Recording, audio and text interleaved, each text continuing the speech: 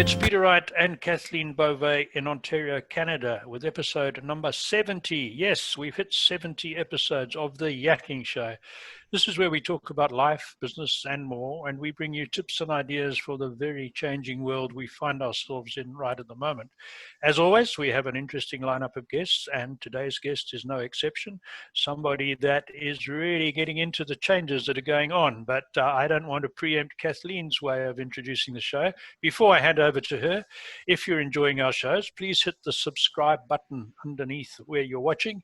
We'd love you to subscribe, and then you won't miss the next episode. And if you'd like to give us a like on this and other videos, that would make our day. Enough for me. Let's introduce my co-host, Kathleen from Waterloo. How are we doing today, Kathleen? Hello, Peter. We're doing great. And despite the overcast, weather out there, it's okay. We're hanging in. We're hanging in. And thank you all so very much for tuning in to our show. We so appreciate you. And we enjoy reading your comments, so please keep them coming. And if anyone out there is interested in becoming a guest on our show, please don't hesitate to reach out to either Peter or myself. And as Peter said, we have another special guest with us today. Her name is Kimberly Neudorf. Welcome, Kimberly. Kimberly is an energetic and socially conscious lady who is a crusader for the rights and freedoms of Canadians. And today's episode may be controversial. In fact, I would say it is controversial in this day and age, but we feel that it's important for everybody to hear a different perspective and to hear all perspectives, actually. So while the mainstream media may be telling you one story, I think there's another perspective out there, and we must keep an open mind and listen to another one. And so on that note, welcome, Kimberly. Thank you so much for being on the show today. Thanks for having me. It was a real pleasure to meet Peter at the first rally, or second rally. Second rally, yeah. Wow, I'm going to jump in quick. Just to say, wasn't that an experience? The energy in the 2,000 people there was really good to see. Yeah, I'm stealing Kathleen's thunder. Sorry, Kathleen. I keep doing that. No, not at all, Peter. Kimberly, do tell our audience a little bit about your background and what led you to become so passionate about this topic, which is the rights and freedoms of Canadians. Well, I think it began with the fact that I've always tried to have, we have homeschooled. We homeschool. We take part with natural health as much as we can. And quite frankly, I don't tell people about it because there was never really any need.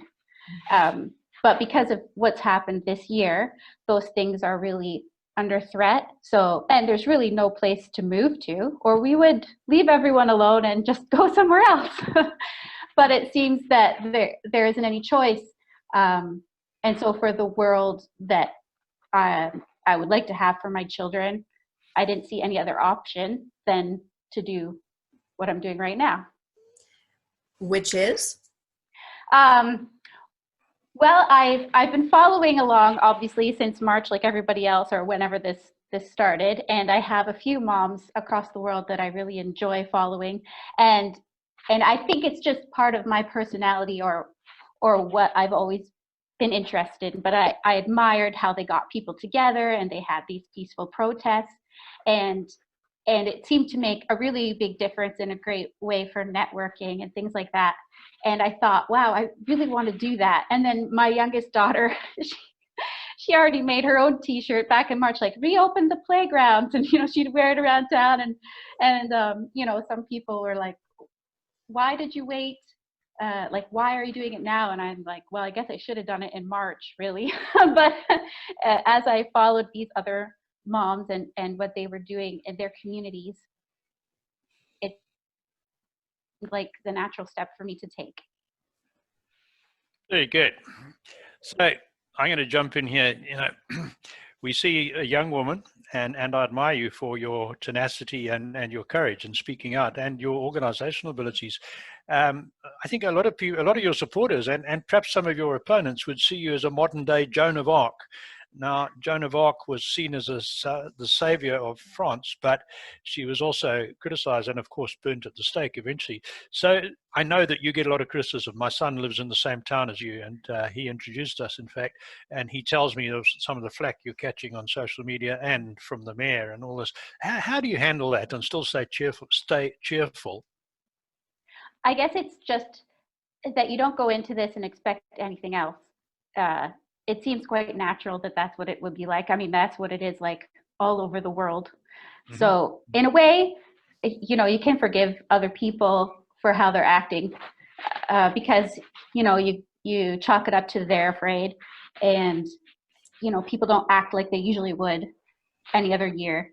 People, you know, it's right in your face now, everywhere you go. So people are tense, and it just makes sense. So I'm not really surprised, and it doesn't really bother me very much at all. It just seems to be expected. So, you know, if there's people around me, you just have, where I live, then you just have to make sure you talk to people. And I mean, if you're going to do this sort of thing, you really have to embrace it and not be afraid of people or conversation. So that's really important. And just to be clear, Kimberly, what we're talking about, and in case we were a little bit fuzzy on this, is when we say the rights and freedoms of Canadians, what you're specifically advocating against are the lockdowns as well as the mask wearing, correct? Yeah, definitely the lockdowns and all of the government overreach into every part of our lives. You know, into the church. The church never closed in what, all of history, I don't think. 2,000 years, yeah. Yeah, so that's unconstitutional in a major way. And, you know, as far as the mask, I'm not a fan of the mask. And it's just a real visual cue to get people to go naturally against each other. You know, before, people had no idea what I thought or how I raised my family. I didn't shove it in anyone's faces. But now everything's shoved in everyone's face. So it's a nice little tool that's used to divide people. I mean, some people think it helps for their health. So be it. You know, that's their choice. I research, and you know, lots of people do, but not very many, I sometimes think, when you look at what's going on now. But you know, I've done my own research about health, and you know, I found that the mask is not really beneficial in any way. So right, and let's discuss that for a moment, because I think you're right. There's a lot of people that rely on mainstream media for their information, and what you're hearing in mainstream is really quite different than what the alternative news sources are telling you.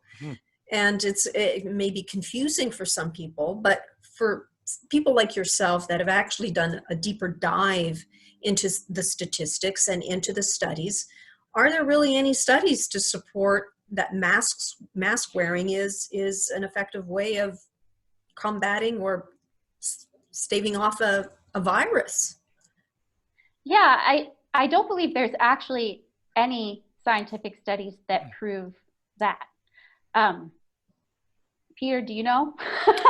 I for another project, I was doing a lot of research last night, and I have pages of references to studies that attempted to show masks were effective against the spread of influenza, and it's proven that they were totally ineffective. There was no difference between the control group. There's one or two studies that indicated there was some measure of protection, but when other peers evaluated that, they found fault with the methodology. So there is no conclusive, especially on a field trial basis, evidence that masks work to stop the spread of any virus. There is conclusive evidence that scientific and anecdotal that masks can be harmful to the wearer. And that is very clear. But of course, the mainstream media don't want to print that either, do they? So no. I'm 100% with you on that one. And I've done a lot of research on that for other purposes. Yeah.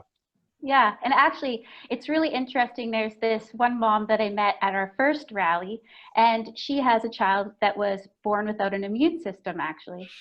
And so she ended up having to go, like, she almost lost her child 2 times, and he can die from, you know, the cold, getting a cold, which could be COVID-19 for all we know.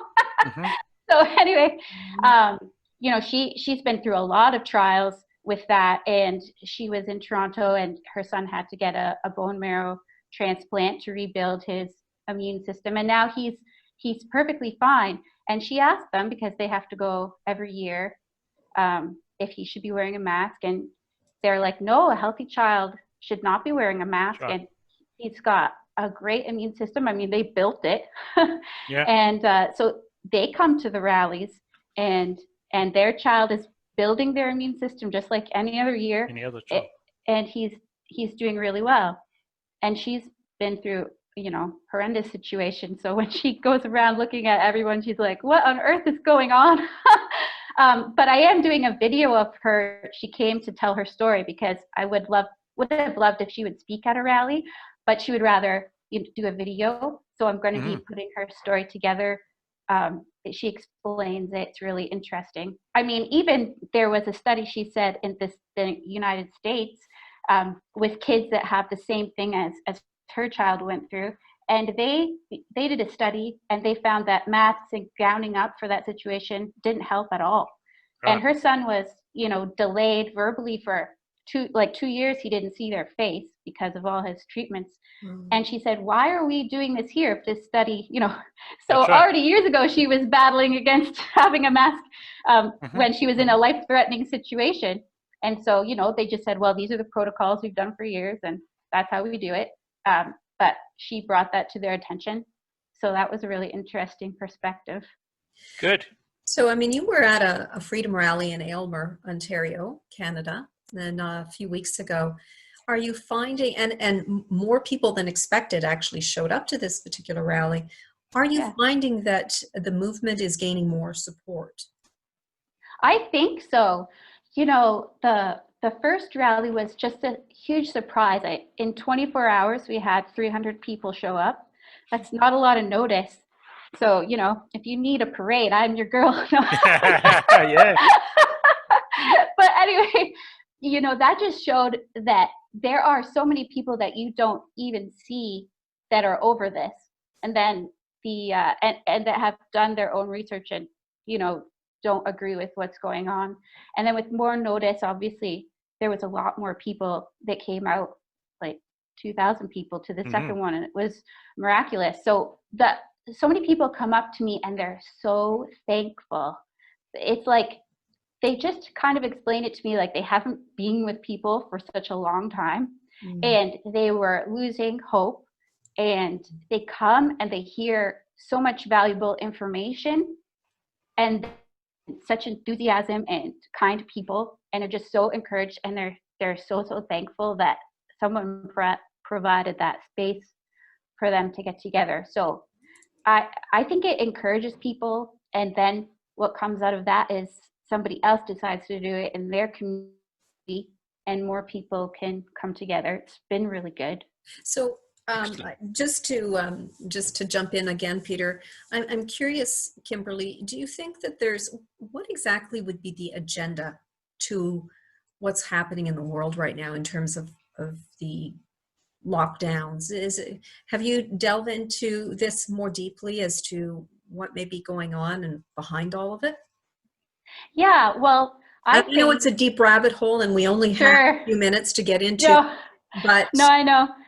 But honestly, when you lock an entire world down, you're going to get all kinds of stories. Like, that's what people do. When people are shut up and they're not allowed to live their lives, they're going to come up with all kinds of crazy things. And some things could very well be right, and some things could be completely off the wall, but I wouldn't expect any less. I mean, people are storytellers and people conspire all the time. And if people don't like that those things are happening, they just don't know people. Like, that's how humans are. I mean, it doesn't at this point look like it's because of a virus at all. I mean, I think me, just like anybody else, probably was slightly afraid at some point, because we are compassionate human beings, and fear is something that everyone experiences, but you have to get above just being afraid and take a big view from above and just sort it out that way. And at any rate, if you're not free, that's a problem. So if you should always err. I don't think it's an error, but you should always go towards freedom, because people will be healthier, people will be more profitable, richer, Happier. and all their needs will be met. Yeah, if it's free. absolutely. Absolutely. So I heard your legal advisor speak at the rally in Aylmer, and it was pretty clear that some of these restrictions definitely contravene parts of the Charter of Rights, our own Canadian Charter, our Constitution, the Police Act, and the United Nations Charter of Rights, and even the Nuremberg Convention. It's absolutely clear to even me with no legal training that there is something vastly wrong here. So do you want to expand on that for a couple of minutes for our listeners? Oh, sure. Well, I was getting a lot of intimidation, from, I should find the letter. Is that what you want me to do here? Find the, if you got it. letter. Yeah. Anyway, here. Oh, here they are. Sorry. Well, we had a lot of intimidation, and it was hard to tell, how it was going to go. First of all, we were considering canceling the second rally only because it was a family event, and we're peaceful people, and everyone coming is not going to cause a problem, which has been proven everywhere. Yeah. But the counter protesters are very, not lovey-dovey. That's right. And their online presence is really quite threatening. So we were going to wait it out. We're like, well, we'll wait. Maybe by Thursday. We thought the parking lot would be full of car rallies that didn't want us to be there, and loud music. So we didn't really know what to expect. So we were thinking about that. But then an emergency order came out by our mayor, which is ridiculous. gave you all the publicity you wanted. It sure did. Yeah, I don't think she knows what she's doing. And then, she was trying to take some action so that, overriding the Constitution and making it so that there would be no exemption. Like if you had an exemption, it wouldn't matter, and you'd have to tell them why. And then they could charge people for not wearing a mask. That was kind of ballsy, I feel. Like who does that? That's kind of messing with, I don't know, history and, and law. But anyways, I wasn't sure where to go from there, but I have some people, that I get to dialogue with, some mentors to help me through this. And they're like, well, it doesn't say you can't have it. And so at this point, we just thought, well, we better do it. There's people coming from all over the place. We can't exactly not have them come. Now. No. And it's a great opportunity for the town. Like all my town cares about is a vibrant downtown, but they closed their town. So they missed out on all the friendly people coming. Yeah. A couple of restaurants didn't, though. I mean, there was one, yes. I can't remember the name, and they had their doors open, they were waving as everyone walked past, and I believe they're getting a lot of support for that. So yes. I've heard. Yes. Yeah. That was wonderful. That was, yeah, you're right. There are a few. Yeah. But then I was really fortunate because I'm a member at Vaccine Choice Canada.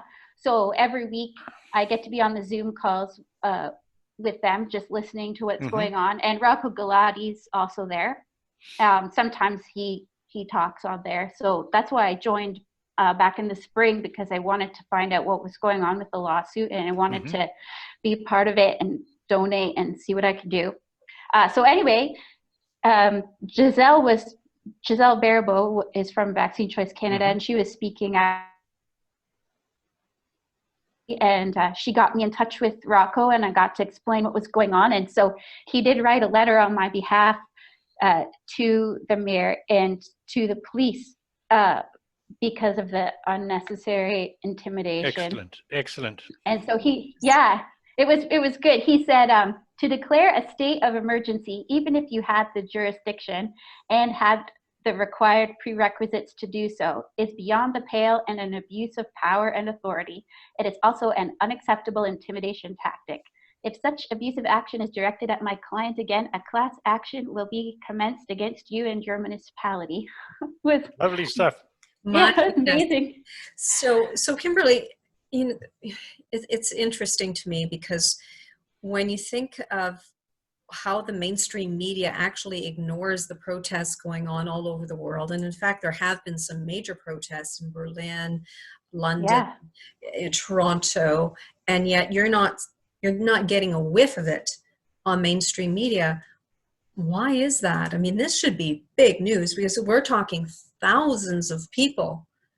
Yeah. Well, the one thing that was really encouraging is that in our town, unfortunately, this church is really targeted as well, and they're very active in the freedom movement. Like Pastor Henry Hildebrandt, he speaks in Toronto quite a bit, etc.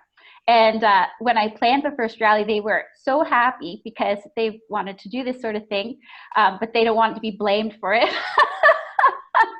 So I said, sure, I'll do it. I'll be like, I mean, that's great. So we planned it for the first one on purpose that not very many people from their community would come, because we didn't know how many people not from there would show up, and we didn't want it to look like a church event per se. You know what I? So we carefully did that on purpose, and it was wonderful because there are so many more people than just them. Now, when it came to the press, it was really interesting because they had to admit that, oh, this happened, and he was away because he was speaking in Toronto that day. And then they had to say, oh, there's like a couple thousand people in Toronto at a rally. So our protest made sure that the Toronto rally was recognized. Excellent. Yeah. So I'm going to jump in with a quick one. You're probably aware, but it hasn't appeared anywhere in the mainstream media, that the Supreme Court of Portugal on Friday, I think it was Friday, Thursday or Friday, the Supreme Court of Portugal said that the lockdown and quarantine in Portugal was illegal because the government had declared an emergency on the basis of a test that was conclusively inaccurate. So the Supreme Court of Portugal has overturned the quarantine regulations. Now, CNN, none of them are publishing that. I only found that on things like Gab and MeWe, the alternative social media sites, right? They've dug it out. And there was another big protest in Denmark where they're trying to put a very onerous law through restricting people's rights and allowing police to go in their houses, etc. So huge numbers of people beat pots and pans outside of their legislative assembly until the government agreed to withdraw the law and reconsider it. So, and that's not reported in the mainstream media. Wow. I can't wait till that happens here, like what happened in Portugal. Yeah. That's incredible. I'll send you the link to that one. I have Thanks. it. Kathleen, yeah, back it's to you. unfortunate that doesn't get into the the news. It would help. I mean, that's all people seem to watch, but it's a big deal, and it's not just a few people, obviously, that think like what I'm doing in town. There's lots. There's lots, but most people are too frightened to stand up because they're worried about fines and this sort of thing. I'm going to jump in quick. You know, I've been through a few experiences of oppression in my life. It cost me really dearly, almost cost me my life. And I saw it firsthand in Rwanda, the start of the genocide in Rwanda. I was there just as that started. And people said, I can't believe that 1 million people can be killed. And I said, well, you better, because, and I'm telling people now that if you don't stand up for your freedom and your rights right at the beginning, this thing goes like a bushfire. And my fear is we're seeing what's happening now is very similar to what happened in Germany in 1938-39, right? And yet very few people can connect the dots, and it scares me. So I'm so glad people like you are drawing attention to this. This show's not about me, it's about you. So I'll keep quiet and go back to Kathleen. Oh, no. I'm really interested in your story. Quite frankly, I read about you. Oh dear. He does have an interesting story. So Kimberly, I think you mentioned that the criticism kind of is just like water off a duck's back, but do you ever fear for your personal safety and your liberty, or for that of your families? No, not for my actions. I just feel afraid more from the government's actions, and that worries me far more. And most hate is online anyway. It's not really in person. It's not like, well, so far. I mean, it's 2020. Who knows what's going to happen? But no, it's fine. We're pretty confident. Good. And so how do people go about finding out when the next rallies are? Like, how does this information get shared with the masses. Yeah, I feel like it seems to be Facebook oddly. I only joined, I mean, I used to be on Facebook and then I quit a long time ago, and I just joined again in June just for this, just to be the voice on the news articles that else, instead of always cheering on what they're saying, like, you know, all the propaganda. So I was, you know, adding that other voice on news, and then I created this community, like people liked it, or I noticed, you know, what they thought. And then, so that's what all my contacts and my friends, you know, the people are that I'm connected with on Facebook. And I think you just share it that way. And then Instagram. So it seems to be social media. Right. And if people want to contact you directly, do you have a website? Yeah, after the second rally, I started KimberlyNeudorf.com. I found it. Oh, great. Yeah, just to put up articles and questions that we got from the media and things we'll people tell always people ask about us. that. Yeah, Thanks. I got another, Kathleen, can I ask Absolutely. Kimberly another question quickly? I know that you're a woman of faith and you're involved in the church.